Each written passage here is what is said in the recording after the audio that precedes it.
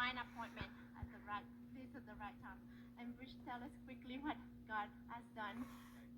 I'll tell you, he's been amazing. This week, we went to the streets. We went to Sam's. We went to the train station. And when I went there, I always go and pray, and I walk around. I survey, because it's dangerous. And I always carry food packs, and I saw a bunch of homeless people. I gave them all food packs. I led 4 to the Lord.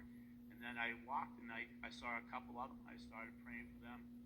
And then this young lady, she comes and says, "Excuse me, sir, where do you take the train to go to Fort Lauderdale? I have to go to the airport from the Bahamas."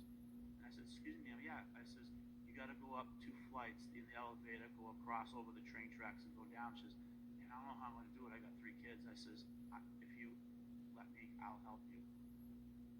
And I says, "When we're done, we'll pray for you." She goes, "Thank you, Juanita." She was broken. And so she takes off. She leaves these 2 little kids. And I said, "Ma'am, you can't." I said, "You don't know what this is. This is the hood." I said, "You can't leave a baby." And I said, "But I will protect your kids with my life." Because she had to get a few things. And I was like, "God, Lord, just bless them. Open up the door, please." It was so cute and adorable. I know that she was going through hell.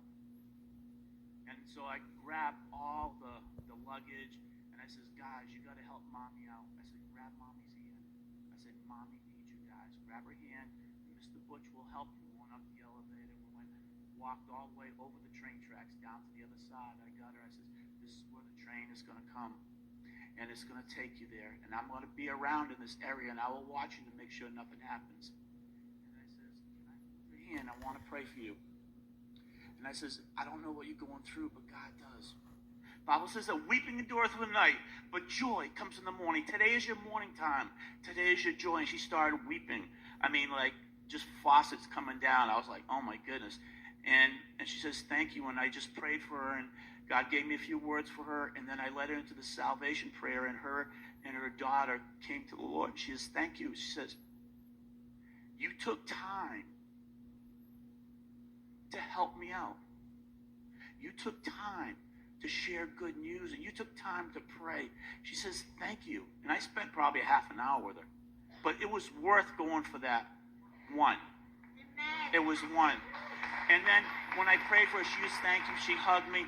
And then the little kid said, "Excuse me, Mr. Butch, can you take me over to see the birds?"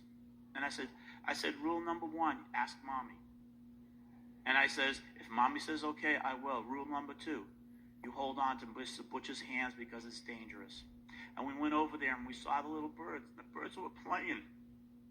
And these kids, they were hurting. And their mom was hurting.